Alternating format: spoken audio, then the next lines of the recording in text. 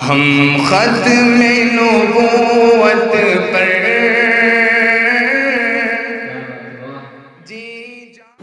قابل احترام ناظرین اور سامعین، اللہ رب العزت نے ہم سب لوگوں کو زندگی عطا فرمائی ہے اور زندگی گزارنے کے لیے مذہب اسلام کی شکل میں ایک بہترین نظام حیات عطا فرمایا ہے۔ اللہ نے اسی دین میں اور اس کے احکام پر عمل کرنے میں ہماری دنیا اور آخرت کی کامیابی پوشیدہ رکھی۔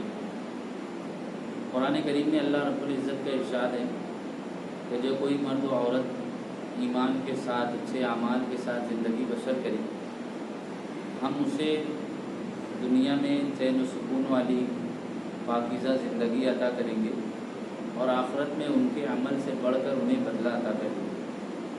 تو دین پر عمل کرنے کے نتیجے میں نہ صرف یہ کہ اللہ راضی ہوتا ہے، آخرت میں نجات ملے گی، جنت ملے گی اور دوزخ سے حفاظت ہوگی، اسی کے ساتھ ساتھ دنیا میں بھی اللہ رب العزت چین و سکون عطا فرماتے ہیں، روزی میں برکت ہوتی ہے، بیماریوں سے حفاظت ہوتی ہے اور اللہ رب العزت باعزت زندگی عطا فرماتے ہیں۔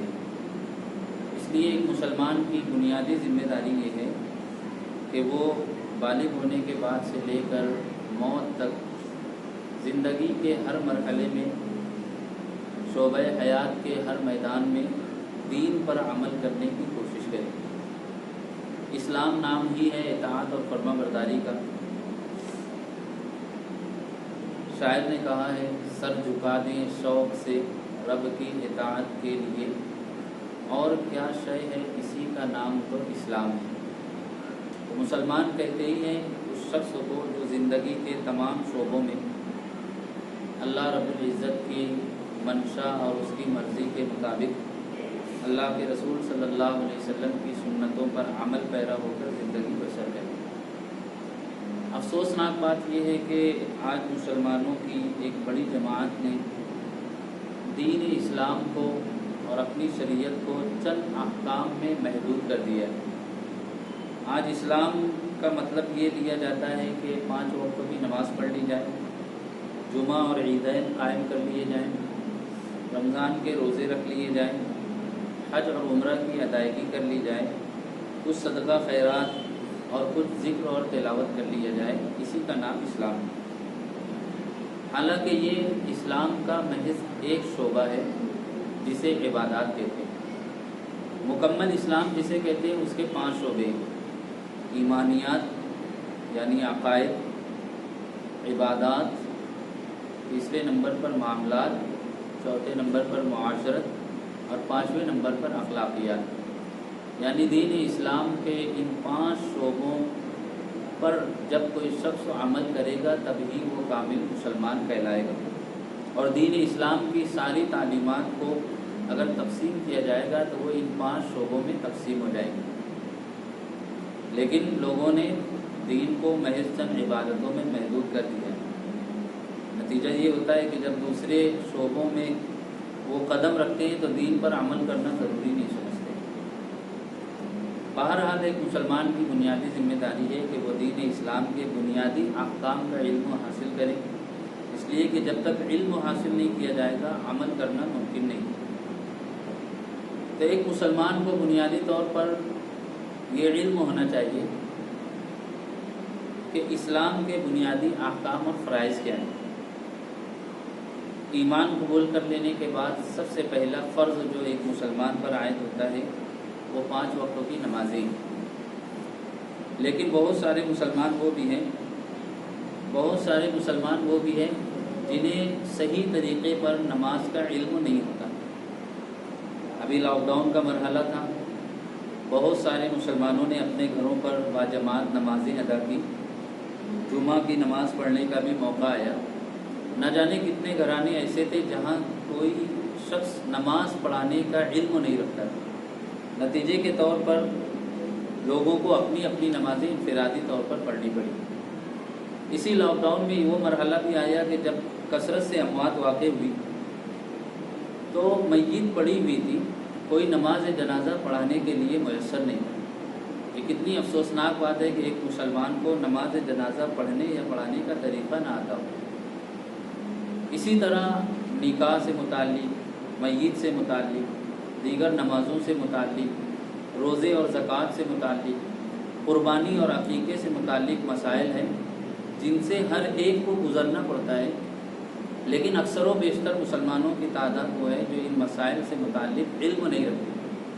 ہر موقع پر، ہر مرحلے پر امام صاحب کو، مولانا صاحب کو، مفتی صاحب کو مدعو کیا جاتا ہے، آپ تشریف لائیے، بچے کا عقیقہ کر دیجیے، آپ بچے کا نام بتا دیجیے، آپ جنازہ پڑھا دیجیے، آپ ہمارا جانور ذبح کر دیجیے۔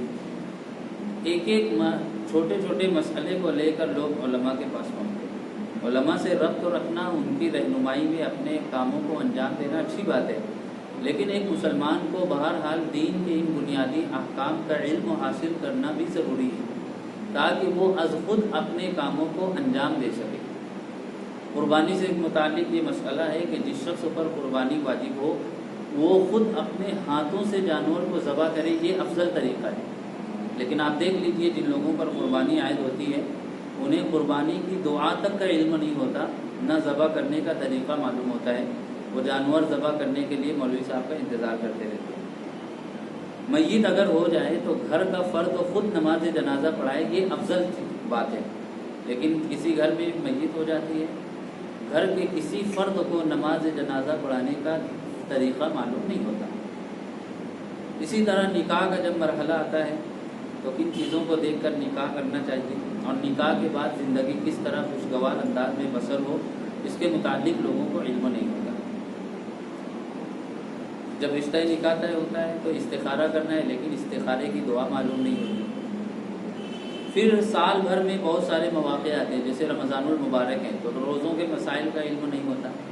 شب برات آ جائے، شب قدر کا موقع ہو، شب معراج کا موقع ہو، یوم عاشورہ کا موقع ہو، تو ان ایام سے متعلق اور ان مبارک راتوں سے متعلق شریعت میں کیا احکام ہیں، عام طریقے پر مسلمانوں کو اس کا علم نہیں ہوتا۔ نتیجے کے طور پر یہ مبارک ایام، یہ مبارک راتیں اس انداز میں بسر ہوتی ہیں کہ ہم ان کی قدردانی نہیں کر پاتے۔ انہی تمام چیزوں کو دیکھتے ہوئے گزشتہ دنوں ہم نے ایک اہم کتاب ترتیب دی جس کا نام ہے تحفہ ائمہ۔ یہ کتاب آپ دیکھ رہے ہیں، امام کی جگہ ائمہ ہوتی ہے۔ اس کتاب کے سر ورق پر ٹائٹل پر لکھا ہوا ہے علماء، حفاظ اور ائمہ مساجد سے متعلق ذمہ داریوں کی انجام دہی میں معاونت کرنے والی کتاب تحفہ ائمہ۔ اس کتاب میں ہم نے ان تمام احکام و مسائل کو تفصیلی طور پر تحریر کر دیا ہے جن احکام و مسائل کا ابھی ہم نے تذکرہ کیا۔ یہ وہ سارے احکام و مسائل ہیں جن سے ایک مسلمان کو گزرنا پڑتا ہے، اور ائمہ کرام کو از خود معاشرے میں جا کر ان کاموں کو انجام دینا پڑتا ہے۔ یہ کتاب اصلاً اور خصوصاً علماء کرام، ائمہ مساجد اور حفاظ سے متعلق ہے کہ چونکہ انہیں ان سارے کاموں کو خود انجام دینا پڑتا ہے، لیکن یہی کتاب عام طریقے پر عام مسلمانوں کے لیے بھی یکساں طور پر مفید ہے۔ اس کتاب میں ملک کے معروف عالم دین حضرت مولانا محمد عمران محفوظ رحمانی دامت برکاتہ، سیکریٹری آل انڈیا مسلم فاصلہ بورڈ نے مقدمہ تحریر فرمایا ہے، اور دارالعلوم دیوبند کے رکن شورا اور جمعیت علماء مالیگاؤں کے صدر موجودہ MLA حضرت مولانا مفتی محمد اسماعیل قاسمی صاحب نے خود اپنے تاثرات تحریر فرمائے ہیں۔ یہ کتاب شہر بھر کے بہت سارے مکاتب میں نصاب میں شامل کی جا رہی ہے۔ علماء، حفاظ اور عام افراد اس کتاب کو خرید رہے ہیں، اور ان علماء کرام نے اس کتاب کی تحسین کی ہے، اس کی سراہنا کی ہے، اور اسے ایک اہم علمی خدمت اور وقت کی ضرورت قرار دیا ہے۔ اس کتاب میں ہم نے سب سے پہلے تو مکمل طور پر وضو، غسل اور نماز کا طریقہ تحریر کیا ہے۔ اس کے بعد اس کتاب میں ہم نے نکاح سے متعلق سارے امور انجام دیے کہ کس طرح نکاح ہوتا ہے، کس طرح نکاح پڑھایا جاتا ہے، اور نکاح سے متعلق خوشگوار زندگی کیسے بسر ہوتی ہے، تو ہم نے اس کے متعلق بھی تمام باتیں تحریر کر دی۔ اسی طرح اگر کسی گھرانے میں میت ہو جائے، کسی کا انتقال ہو جائے، تو پکارے سے لے کر تجہیز و تدفین، نماز جنازہ اور اس کے بعد بھاتی کے مسائل تک، یہاں تک کہ مرنے والے کی اہلیہ کے عدت کے مسائل تک ہم نے اس کتاب میں درج کر دیے۔ اسی طرح نماز عیدین کا طریقہ، نماز جمعہ کا طریقہ، عقیقے کے مسائل، قربانی کے مسائل، بچہ پیدا ہو تو اس کا نام کس طرح رکھا جائے، یہ تمام باتیں بھی ہم نے اس میں درج کر دی۔ فرض و نمازوں کے بعد اور انفرادی طور پر دعا مانگنا ایک مسلمان کی ضرورت ہے۔ بندے اور معبود کے درمیان دعا ایک اہم کڑی ہے۔ ہم نے اس کتاب میں عربی دعائیں ترجمے کے ساتھ نقل کر دی ہیں جو دعائیں قرآن میں وارد ہوئی ہیں۔ اسی طرح اردو دعائیں بھی ہم نے اس میں درج کر دی ہے تاکہ ایک مسلمان جب اللہ کے سامنے اپنے ہاتھ اور دامن پھیلائے تو وہ کس طرح اپنی ضرورتیں اللہ کے سامنے رکھ سکے، تو ہم نے اردو دعائیں بھی اس کتاب میں درج کر دی ہیں۔ اسی طرح دعوت و تبلیغ کی محنت ایک بابرکت محنت ہے اور اس محنت میں ہمیں حتی المقدور حصہ لینا چاہیے۔ تو دعوت و تبلیغ کی محنت سے متعلق بھی اہم باتیں جیسے 6 صفات کا مذاکرہ، فضائل گشت، مغرب کی بات، سفر کی روانگی کی عادت، یہ ساری باتیں بھی ہم نے درج کر دی۔ اسی طرح تصوف و سلوک اور دل کی اصلاح سے متعلق جو خانقاہی نظام چلتا ہے اس کے متعلق بھی کچھ باتیں درج ہیں۔ ہمارے تمام اسلامی احکام کا تعلق اسلامی مہینوں سے، لیکن افسوس مسلمانوں کی ایک بڑی تعداد کو اسلامی مہینوں کے نام تک معلوم نہیں ہوتے اور آج اسلامی تاریخ کتنی ہے اس کا بھی علم نہیں ہوتا۔ ہم نے اس کتاب میں پورے 12 اسلامی مہینوں سے متعلق قرآن و حدیث میں جو ہدایات وارد ہوئی ہیں ہم نے اسے درج کر دیا کہ آپ ہر اسلامی مہینے سے متعلق وہ ہدایات پڑھیں اور اس کے مطابق عمل کریں۔ تو یہ کتاب اپنے آپ میں بڑی بیش قیمت ہے۔ علماء، ائمہ مساجد، حفاظ کرام اور عام مسلمانوں کے لیے بے حد مفید ہے۔ اس کتاب میں ملک کے اکابر علماء کرام کے مضامین اور ہمارے شہر کے علماء کرام کے مضامین بھی شامل ہیں۔ میں بطور خاص علماء کرام سے، ائمہ مساجد سے، حفاظ سے گزارش کروں گا کہ مدرسہ باغ فردوس جو شہر میں ایک مثالی ادارہ ہے اس کی جانب سے یہ کتاب شائع کی گئی ہے، وہ اس کتاب کو خرید کر پڑھیں اور اس کتاب کو خرید کر دوسروں کی خدمت میں بطور تحفہ اور ہدیہ بھی پیش کریں کہ جس کو آپ کتاب دو گے وہ جب تک اس کتاب کو پڑھ کر اس پر عمل کرے گا، دوسروں تک اس کا پیغام پہنچائے گا، آپ اجر میں برابر کے شریک رہیں گے۔ اسی طرح عام مسلمانوں سے بھی گزارش کروں گا کہ وہ یہ کتاب خرید کر پڑھیں۔ شہر کے معروف کتب خانوں پر بطور خاص سلیمانی چوک میں جو عبداللہ بک ڈپو ہے وہاں پر، اسی طرح مدرسہ اکرمہ میں اور مدرسہ باغ فردوس میں یہ کتاب دستیاب ہے، وہ یہ کتاب وہاں سے حاصل کر سکتے ہیں۔ اللہ کے فضل و کرم سے، اس کی معاونت سے اور دیگر علماء کرام کے تعاون سے بندہ ناچیز نے یہ کتاب ترتیب دی ہے۔ اللہ کا فضل و کرم ہے کہ چند ہی دنوں پہلے اس کی تقریب اجرا منعقد ہوئی اور چند ہی دنوں میں اس کی کئی سو کاپیاں فروخت ہو گئی۔ عوام اور خواص میں اس کو بڑی مقبولیت حاصل ہو رہی ہے۔